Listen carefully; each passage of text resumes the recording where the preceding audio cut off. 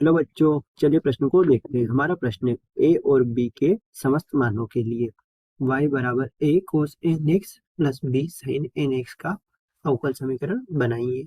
अब हम हमारे प्रश्न की मुख्य उदाहरण देखते हैं। यह अवधारणा। तो हमारे प्रश्न की मुख्य उदाहरण यह है कि हमें जो समीकरण दे रखी y बराबर a cos nx plus b sin nx, इसका हमें अवकल समीकरण ज्ञात करना है। इसके लिए हम इसे समीकरण एक ले लेते हैं। अब हमें अवकल समीकरण ज्ञात करने के लिए क्या करना रहता है कि अचर पद यानी a कोमा b, इनके मान को विलुप्त करना है। तो इनके मान हम विलुप्त कैसे करेंगे? इसका अवकलन करके। तो समीकरण एक का x के सापेक्ष अवकलन।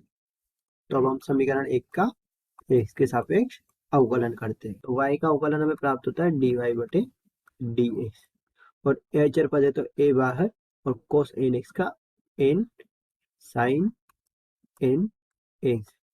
इसी तरह b अचर पद है तो b बाहर, और sin nx का माइनस के n cos nx। अब हम इसे हल करते हैं तो हमें प्राप्त होता है n a sin nx, इसी तरह माइनस के n b cos nx। अब हम इसका पुनः x के सापेक्ष अवकलन करते हैं। तो पुनः अवकलन, तब हम देखते हैं पुनः अवकलन करने पर हमें dy बटे dx का अवकलन प्राप्त होता है d2y बटे dx2। इसी तरह na अचर पद है तो बाहर, और sin nx का माइनस के n cos nx। इसी तरह माइनस n और b बाहर, और cos nx का n sin nx। अब हम इसे आगे हल करते हैं। d2y बटे dx2 वैसा का वैसा, और यहाँ पर minus K N square A cos N X. इसी तरह minus K N square B sine N x.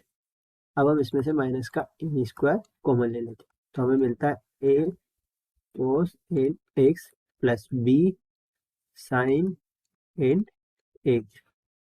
अब हम देखते हैं कि यह वाला मान y के बराबर है, तो इसकी जगह y का मान रखने पर हम देखते हैं d2y बटे dx2 बराबर minus K N square Y. अब हम इस माइनस के पद को इस तरफ ले आते हैं। तो अब हम देखते हैं कि हमें हमारी अवकल समीकरण प्राप्त होती है d2y बटे dx2 प्लस के एन स्क्वायर वाई बराबर 0। तो इस प्रकार हमें हमारी अवकल समीकरण प्राप्त हो जाती है। आशा करते हैं आपको प्रश्न समझ में आया होगा। धन्यवाद।